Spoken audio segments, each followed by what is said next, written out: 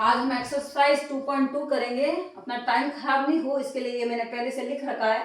मेरे पास में एक लीनियर इक्वेशन है ax plus B equal to 0।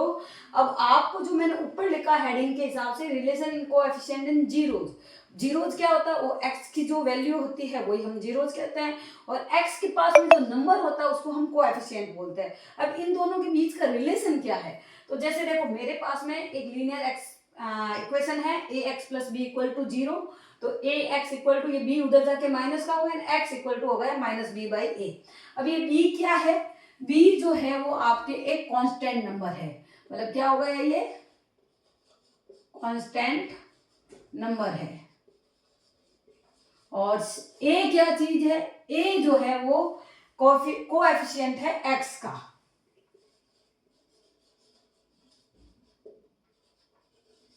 Coefficient of x, और साथ में माइनस लगाना जरूरी है। तो लीनियर के हिसाब से तो आप इजीली वैल्यू निकाल लेंगे। अब अपने पास में क्वाड्रेटिक है ये, यहाँ पर x के ऊपर क्या है? स्क्वायर है, तो ये क्या हो गया? क्वाड्रेटिक। अब क्वाड्रेटिक है तो स्क्वायर है, मतलब x की वैल्यू आएगी 2। x की वैल्यू 2 आएगी, और उसके हिसाब से अपने को इसमें x की वैल्यू निकालनी है। और साथ में पहले तो वैल्यू निकालना सीखते हैं, वैल्यू निकालते कैसे हैं, फिर उसके बाद में दोनों में रिलेशन बताते हैं। अब देखो, आपको ध्यान क्या रखना है? आपको ध्यान ये रखना है कि एक्स स्क्वायर के पास में जो नंबर है, मतलब जो a लिखा हुआ है, वो एक्स स्क्वायर के पास वाले को मतलब a बोलते हैं, खाली x वाले के पास वाले नंबर को b बोलते हैं, और जो नंबर होता है जिसमें x नहीं है उसको हम c बोलते हैं। अब इसके बीच में रिलेशन कैसे निकलेगा? देखो, आपको रिलेशन निकालने के लिए जैसे एक मैं एक्सरसाइज एग्जाम्पल के हिसाब से क्वेश्चन दे देती हूँ। क्या क्वेश्चन लिखती हूँ देखो, जैसे X square plus 7x equal to 10। ये क्वाड्रेटिक आपके पास में पॉलिनोमियल है। पॉलिनोमियल है, अब इसको आपको निकालनी है इसकी x की वैल्यू। इसके सामने वैल्यू निकालने के लिए हमें पहले इसको जीरो करना पड़ेगा। जीरोज निकालना है ना, तो जीरो करना पड़ेगा। अब आपको पता है मिडिल टर्म हम सब ने किए हैं, x से शुरू हो जाता है, फिर भी आपको मैं बता रही हूँ। इस x के पास में कोई नंबर होता है, उस नंबर और इस 10 का जो मल्टीप्लाई होता है वो लिखना है हमको। यहाँ तो फिलहाल कुछ भी नहीं है, मतलब 1 है, तो अपने ये नंबर जो है वो है 10। अब इस 10 को ऐसे दो टुकड़ों में बांटना है जिनको मल्टीप्लाई करने से तो आ जाए 10 और प्लस माइनस करने से आ जाए 7। तो ऐसी कौन सी टेबल है जिसके अंदर 10 आता है? तो हम देखते हैं, तो पहली टेबल 5 से शुरू होती है। 5 2 जा 10, 5 2 जा 10 है, मतलब 5 और 2 आपके 7 बन जाएंगे, और ये 5 और 2 को मल्टीप्लाई करेंगे तो 10 बन जाएंगे। तो हम इसको टुकड़े करें तो अब इसको इसमें लिखते हैं, जैसे 7 है, 7 को हम लिखेंगे 5 plus 2 equal to 10 equal to 0। तो X square plus 5x plus 2x plus 10 equal to 0। अब हम जैसे नॉर्मली करते हैं, दो दो के पेयर बनाते हैं। दो दो के पेयर बना के आपको इन दोनों के अंदर से जो कॉमन है वो नंबर लिखना है। इन दोनों में कॉमन है x, तो यहाँ से बचा x और यहाँ से बचा 5। यहाँ से क्या कॉमन है? दोनों में 2 कॉमन है। अब कॉमन का मतलब होता है दोनों के बीच का नंबर जो दोनों से डिवाइड होता है या दोनों में से हम निकाल सके। तो इन दोनों में से इसमें से 2 निकाल सकते हैं, इसमें से 2 5 10 मतलब निकल जाएगा। तो यहाँ से क्या बचा? x, और 2 का डिवाइड लगाया तो 10 में वो हो गया 5। अब आपके पास में इन दोनों में ये फिर से पेयर बन गया। देखो, अब इन दोनों में से x प्लस 5 और x प्लस 5 ये दोनों में से कॉमन निकल रहा है, तो एक आपको x प्लस 5 लिखना है और एक आपको लिखना है x प्लस 2 इक्वल टू 0। अब x प्लस 5 जो है इसको भी 0 लिखना है, और x प्लस 2 है इसको भी 0 लिखना है। तो x इक्वल टू क्या हो गया? -5, और x इक्वल टू यहाँ क्या हो गया? -2। तो यहाँ पे इस इक्वेशन के जीरो जो निकले हैं वो जीरोज है आपके -5 और -2। ये तो आ गए इसके जीरोज। अब अपने को रिलेशन किस में लाना है? कोएफिशिएंट और जीरोज में। कोएफिशिएंट क्या है? a और b और c, कोएफिशिएंट यही है यहाँ पे। तो अब आपको ये ध्यान रखना है कि जो x की वैल्यू है, जो हमने x की वैल्यू निकाली थी, जिसमें पहली x की वैल्यू है हम उसको अल्फा मान लेते, एक समझने के हिसाब से। अल्फा है अपने 5 और बीटा दूसरे वाले नंबर को मान लेते हैं हम -2। ये अपने पास में x की वैल्यू आई। अब x की वैल्यू आई, x इक्वल टू -5 है, ठीक है। अब कोएफिशिएंट में इसमें एक फॉर्मूला आपको याद रखना है कि alpha plus beta alpha plus जो बीटा होता है वो तो होता है माइनस बी बाई ए, और अल्फा इंटू बीटा, अल्फा और बीटा क्या है, ये दोनों अपने जो ये जीरोज आए हैं, जीरोज का टोटल है, मतलब जीरोज का सम है। और अल्फा इंटू बीटा क्या हो गया, ये मतलब दोनों जो जीरोज है उन दोनों का प्रोडक्ट है। ये दोनों क्या होंगे, ये बराबर होता है सी बाई ए के। तो ये आपको एक फॉर्मूला याद रखना है। अब अपने जो रिलेशन स्थापित करना है, रिलेशन जो बताना है वो कैसे निकालते हैं, तो आपको ये रिलेशन, यही रिलेशन होता है इन दोनों के बीच में। अब अपने को यहाँ अल्फा प्लस बीटा भी रखना है और बी और ए की भी वैल्यू रखना है। अगर ये दोनों बराबर चलते हैं तो अपना ये जो रिलेशन है वो सही है, मतलब ये हमने जो आंसर निकाला वो भी सही है और जीरोज की वैल्यू भी जो निकली है वो मतलब इस इक्वेशन में सेट होती है। तो अगर हम यहाँ अल्फा प्लस बीटा, देखो अल्फा की जगह तो है -5, बीटा की जगह है अपने पास में -2, और बी कहाँ से निकालेंगे, तो बी है ये यहाँ से निकालेंगे। तो मैंने आपको एक्सरसाइज जब ये क्वेश्चन शुरू करवाया था उसके पहले ही बताया था, बी का मतलब होता है एक्स के पास वाला नंबर। यहाँ पे बी है अपने पास में 7, तो यहाँ लिख दिया मैंने 7, और ए की जगह क्या लिखेंगे, जो एक्स के पास में नंबर है वो है 1, तो हमने यह लिख दिया। अब इन दोनों का टोटल तो हुआ -8 और यहाँ पे भी -8। तो अभी आपको समझ में आया, मतलब जीरोज का टोटल जो है वो, और ये जो अपने पास में कोएफिशिएंट है उन दोनों के बीच का रिलेशन यदि बराबर आ रहा है फॉर्मूले के हिसाब से, तो हम जो कर रहे हैं वो जो तरीका जो कर रहे हैं, जो क्वेश्चन जो कर रहे हैं वो अपना सही चल रहा है। अब इसी की तरह दूसरा वाला भी देख लेते हैं। Alpha into beta equal to क्या होना चाहिए, सी बाई ए। अभी अल्फा कितना आया अपने -5 और बीटा कितना आया अपने पास में -2, इन दोनों के बीच में क्या करना है, मल्टीप्लाई। और c क्या होता है, c होता है अपना कांस्टेंट नंबर, और इस क्वेश्चन में कांस्टेंट नंबर है 10, और a क्या है वो है 1, ठीक है। और -5 और -2 का मल्टीप्लाई क्या हुआ, ये प्लस का 10 और इधर भी ये 10, तो ये दोनों चीज जो है वो इस पूरे में मतलब सेट हो रही है अपने इक्वेशन में दी हुई। तो हम जो कर रहे हैं वो अपना आंसर सही है। अपने एक्सरसाइज में क्वेश्चन क्या है कि आपको ऐसी एक पॉलिनोमियल्स बना रखा है, पॉलिनोमियल्स मतलब इक्वेशन बना रखी है, पूछा है कि इसके जीरोस निकालिए और जीरोस निकालने के बाद में अपने आंसर को जांचिए मतलब उसको देखिए, बताइए कि हमारा आंसर सही है कि नहीं। तो पहले आप क्या करेंगे, जीरोस निकालेंगे, जीरोस निकल गए, जीरो निकालने, जीरोस को ही हम अल्फा और बीटा का नाम दे देंगे, और अल्फा प्लस बीटा अगर -b/a और alpha into beta c by a के बराबर होता है तो हमारा आंसर सही है और हम सही की तरफ चल रहे हैं। अभी जैसे ये एक्सरसाइज इस वाले क्वेश्चन को मैंने किया है, एक क्वेश्चन हम और करके देखते हैं क्या हमारा दूसरा वाला क्वेश्चन भी इस फॉर्मूले में फिट बैठता है। तो हम देखते हैं, बाकी वाले क्वेश्चन आप अपनी बुक एक्सरसाइज में करके मेरे को बताना और कमेंट में आंसर देना कि क्या आपको ये क्वेश्चन समझ में आया। स्टूडेंट्स, अभी हमने जैसे एक्सरसाइज ये 2.2 कर रहे हैं, इससे पहले हमने जो किया था उसमें हमने क्या सीखा था, इससे पहले वाली क्लास में हमने किया था जैसे जीरोज और कोएफिशिएंट क्या होता है, इनका रिलेशन क्या होता है। आज हम उसी पे रिलेटेड 2 क्वेश्चंस करते हैं, तो ये थोड़ा जो है ना एकदम क्लियर हो जाएगा। तो अभी अपन कंसेप्ट एकदम क्लियर हो जाएगा। तो अभी अपन क्या करेंगे, अपने सामने एक क्वेश्चन है जो 2.2 में से ही फर्स्ट वाले क्वेश्चन का ही मैंने ये पार्ट लिया है। आपको करना क्या है, देखो ये x² है, ये x है, ये x पीछे है, तो पहले तो इस पॉलिनोमियल को हम अच्छे से जमाएंगे। क्या जमाएंगे, 6x² माइनस का 7x और -3, इसको अच्छे से जमा दिया, मतलब ये इस फॉर्म में होना चाहिए। ax² पहले वाला नंबर क्या होना चाहिए, x², फिर होना चाहिए bx और फिर होना चाहिए c, इस वाले फॉर्म में होना इसका जरूरी है, तो हमने इसको जमा दिया। अब इसके अपने को क्या करना है, जीरोस निकालना है। जीरो के लिए पहले इसके फैक्टराइज करना पड़ेगा, मिडिल टर्म से हम इसका फैक्टराइज करेंगे। कैसे करेंगे, देखो अभी x² के पास में नंबर क्या है, 6। अब 6 और ये जो 3 है इनका दोनों का मल्टीप्लाई कितना होता है, 18, 6 3 जा 18। अब इस 18 के अपने को क्या करना है, टुकड़े करना है। टुकड़े करके अपने को मतलब प्लस या माइनस करने से बीच में तो आना चाहिए 7 और मल्टीप्लाई करने से उन टुकड़ों का मल्टीप्लाई जो होना चाहिए वो होना चाहिए 18। अभी देखो टुकड़े करने का एक तरीका, इस 6 को आप 2 × 3 × 3 मतलब अपने पास में ये 3 टुकड़े हैं। अब इन्हीं 3 टुकड़ों से अपने को ये लेके आना है।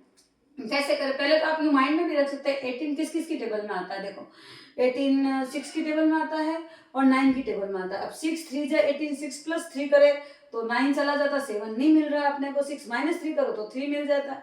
तो अपन 9 2 जा 18, मतलब इन्हीं टुकड़ों में से कोई ना कोई पार्ट आता है। देखो 3 3 जा 9 और 9 2 जा 18, तो 9 में से 2 जाएगा तो 7 मिल जाएगा और 9 2 जा 18 हो जाएगा। अब यहाँ आपको क्या करना है, ये 6x², 7 की जगह आपको लिखना है 9 माइनस 2x माइनस 3। ठीक है, अब 6x² माइनस का 9x, अब ये माइनस ही माइनस 2 है तो ये प्लस का हो गया 2x माइनस 3। इसके बाद हम क्या करते हैं, दो दो के पेयर बनाते हैं। इन दोनों के अंदर कॉमन क्या है, एक तो इन दोनों में x कॉमन है, एक इनके अंदर 3 का डिवाइड दोनों में जाता है, तो हम यहाँ से क्या कॉमन लेंगे 3x। यहाँ का 3 6 से डिवाइड होके 2 हो गया, मतलब 2 हो गया, 2x माइनस 3, और इन दोनों में कुछ भी कॉमन नहीं है तो हम यहाँ +1 लिखेंगे, मतलब क्या हो गया 2x माइनस 3। अब ये वाला पार्ट दोनों में सेम है, फिर से कॉमन आ जाएगा 2x माइनस 3, और ये हो गए आपके 3x + 1। मतलब इसको सॉल्व करने पर, सॉल्व किया हमने, हमारे पास में ये आंसर आया। अब जीरोज निकालने, जीरोज मतलब x की वैल्यू निकालनी है। कल मैंने आपको सिखाया था कि जीरोज को हम अल्फा और बीटा मान लेते हैं, जो थोड़ा अपने लिए इजी हो जाता है। उससे पहले क्या करें, 2x माइनस 3 है ना, इसको आपको 0 लिखना, तभी आप x की वैल्यू निकाल पाएंगे।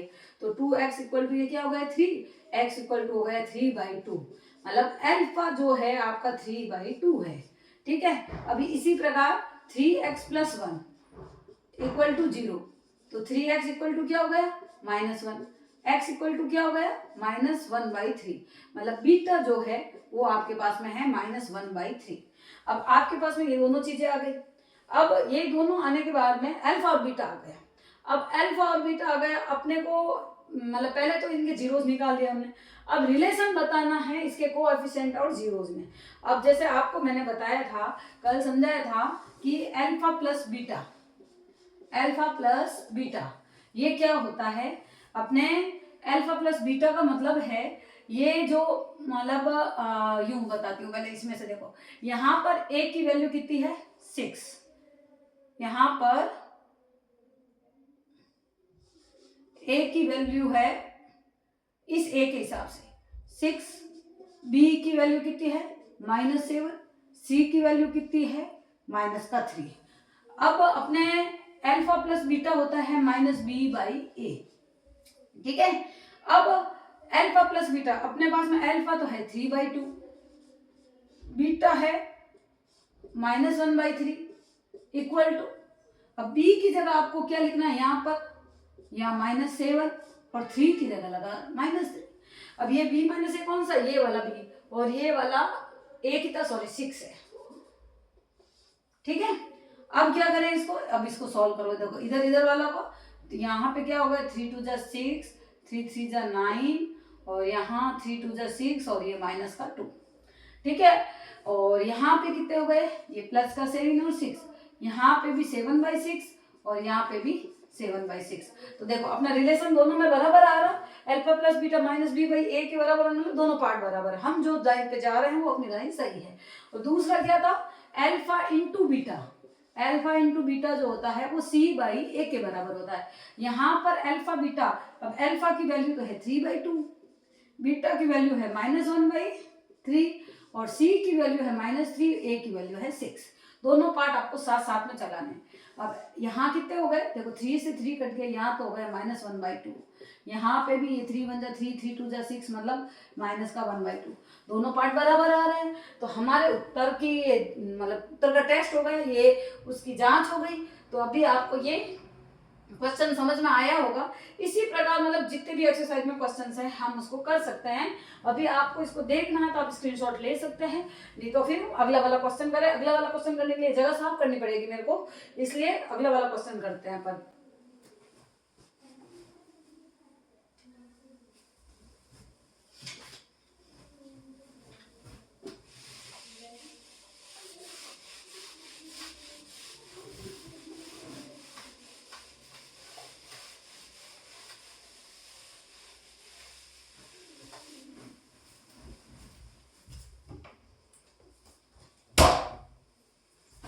देखो सेकंड क्वेश्चन था अपना, था क्या, अभी है अपने पास में 4u² + 8u।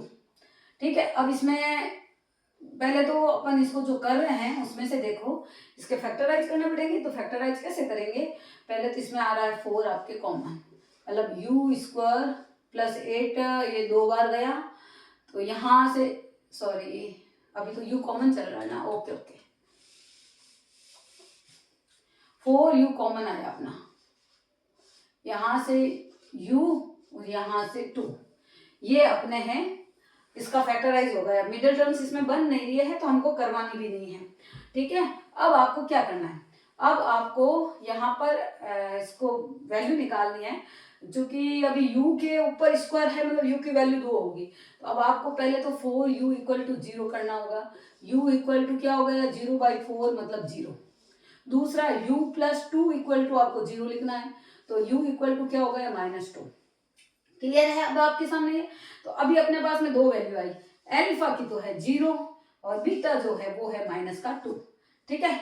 और यहाँ पर ये जो अपने को ये पॉलिनोमियल दे रखा है, इसके हिसाब से मतलब ये होता है ax² plus bx plus c की फॉर्म में। x² मतलब u स्क्वायर के पास वाला नंबर जो है वो आपके a है, मतलब a की वैल्यू कितनी है 4, और x के पास में जो होता है वो होता है b, मतलब u के पास में जो है उसको हम बोलेंगे 8, ठीक है। मतलब b की वैल्यू हो गई 8 आपके पास में, और c हमारे पास दे नहीं रखा तो मतलब c की जगह लिखेंगे 0। अब अपने को अपने उत्तर का हमने जो निकाला है, अपना आंसर जो निकाला वो सही है कि नहीं, तो उसको जांच करने के लिए क्या करना है अपने को, अल्फा प्लस बीटा जो है वो -b/a, ये चीज आपको दिमाग में बिठा लेनी है कि अल्फा प्लस बीटा है जो -b/a के बराबर होता है।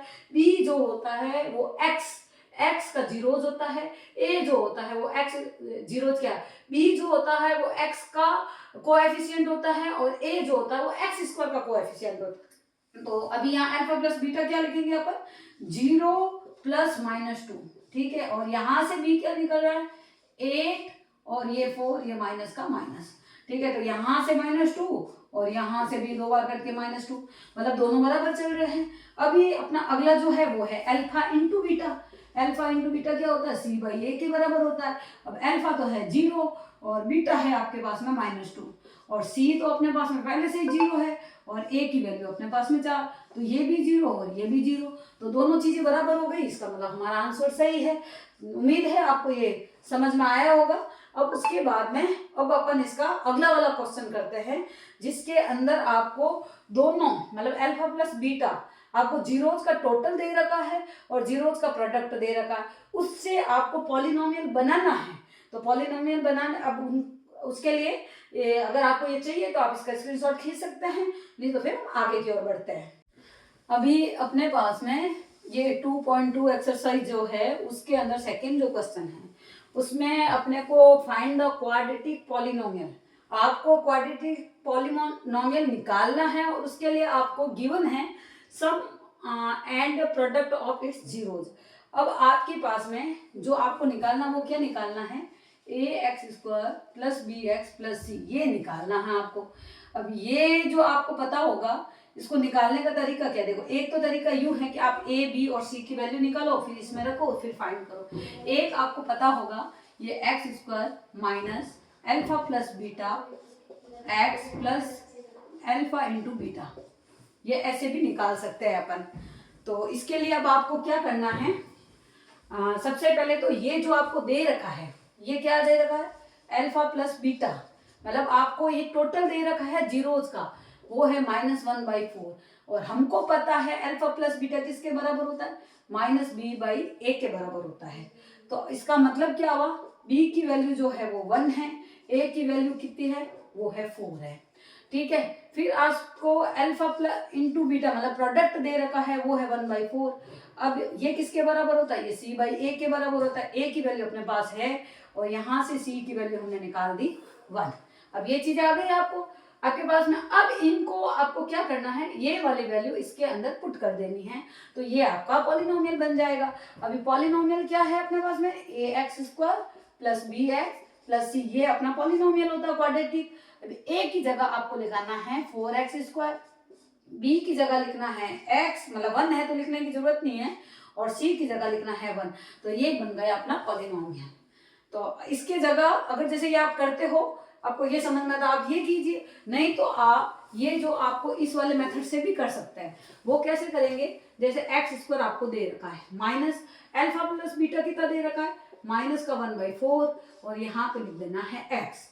फिर आपको अल्फा प्लस बीटा ये दे रखा है 1/4, आप यूं भी इसकी वैल्यू पुट करके निकाल सकते हैं। फिर अपने को पता है इनका 4 का एलसीएम निकलता है, तो ये हो जाता है 4x², ये हो गया आपके x, ये हो गया 1, तो ये बन जाता है आपका पॉलिनोमियल। तो ठीक है, आपको दोनों मेथड में से जो मेथड आपको समझ में आए वो लिख सकते हैं। आपको पता है इसके नीचे कुछ नहीं है, मतलब 4 का एलसीएम 4 होता है, फिर 4 का इससे मल्टीप्लाई हो जाता है तो 4x² हो जाता है। 10th क्लास के स्टूडेंट्स हैं तो ये चीज़ आपसे उम्मीद करती हूँ ये चीज़ आपको पता होगी। ठीक है, तो फिर अभी आपके पास में दोनों मेथड है, आपको जो इजी लगे आप उसी से पॉलिनोमियल निकाल सकते हैं। एक क्वेश्चन अपन और कर लेते हैं। जैसे अपने पास में एक नंबर है, देखो यहीं पे कर लेती हूँ। एक नंबर है 0, एक नंबर है √5।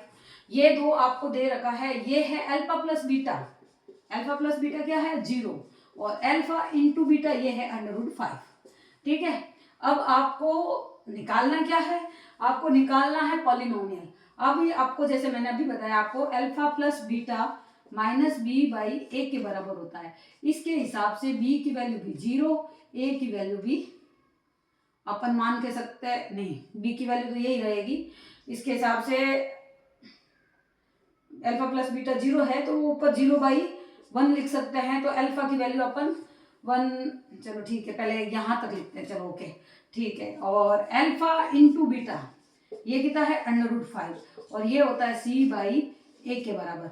अब c/a के बराबर मतलब ये चीज बनती है, यहाँ से c की वैल्यू है √5 और a की वैल्यू है 1। ठीक है, अब आपके पास में b बचा है, तो b की वैल्यू अगर अल्फा इंटू बीटा अगर बीटा को 1 माने तो ही ये हो सकता है, क्योंकि यहाँ से डिवाइड अगर यहाँ इसको मैं 0 मान लूँ तो ये भी 0 हो जाता है। तो इसका मतलब क्या हुआ कि b की वैल्यू जो है वो आपके 1 है। तो ये चीज आपको समझ में आ गई। अब उसके हिसाब से आपको क्या करना है, तो एक एग्जाम्पल से हम इसको और समझते हैं। जैसे अपने पास में एग्जाम्पल दे रखा है कि अल्फा प्लस बीटा वो है 0 और अल्फा इंटू बीटा ये दे रखा है √5। क्वेश्चन जो है वो ये है कि 0 और √5 ऐसे दे रखा है। ये 0 जो है वो है अल्फा प्लस बीटा, मतलब जीरोज का टोटल है, और अल्फा इंटू बीटा जो है वो जीरोज का प्रोडक्ट है। अब आपको इससे पॉलिनोमियल निकालना है, तो कैसे निकालेंगे अपन, तो अभी आपके पास में अपना फॉर्मूला क्या होता है ax² + bx + c, quadratic polynomial का। अब अल्फा प्लस बीटा ये है आपके पास में 0 मतलब b-b/a। अब इसके हिसाब से अपने पास में b की वैल्यू क्या आई 0 और a की वैल्यू क्या आई 1। ठीक है, अब उसके हिसाब से अल्फा प्लस बीटा यही होगा ना 0/a। ठीक है, अब अल्फा इंटू बीटा जो होता है वो होता है c/a। अब c/a के हिसाब से √5/a ये वाली चीज हो गई। तो c की वैल्यू हो गई √5 और a की वैल्यू हो गई 1, ये जो हमने पहले से निकाल दिया है। अब इसके बाद में अब अपना को ये वाले जो पॉलिनोमियल है उसके अंदर अपनी वैल्यू रख देंगे, पुट कर दो। तो यहाँ आप क्या लिखोगे, a की जगह क्या लिखेंगे 1 और x², और b की जगह अपना 0 आया है तो हम यहाँ लिखेंगे 0। ठीक है, और 0 × x, और c की जगह हम लिखेंगे, c की वैल्यू आई है √5। तो अपना पॉलिनोमियल क्या बनता है x², ये तो 0 हो गया पूरा, प्लस √5। अपना पॉलिनोमियल जो बना है वो x² प्लस √5। तो अभी आपको ये चीज समझ में आ गई होगी। तो इसी तरीके के बहुत सारे क्वेश्चन हमको दे रखे हैं, आपको वो करने हैं अपनी कॉपी में। हाथ से प्रैक्टिस किए बिना कभी भी मैं समझ में नहीं आती है, तो आप हैंड प्रैक्टिस कीजिए इन क्वेश्चन को करने की। और जो आपको समझ में आ रहा है ठीक है, फिर नहीं भी आ रहा है तो आप उसको कमेंट में लिख के भेजिए कि ये चीज़ हमको समझ में नहीं आई, तो मैं उसका आंसर देने की कोशिश करूँगी। तो अभी हम आगे इससे रिलेटेड 2-4 क्वेश्चन और कर सकते हैं। तो जैसे एक क्वेश्चन है मेरे पास में, जैसे क्वेश्चन क्या है, क्वेश्चन है हमारे पास में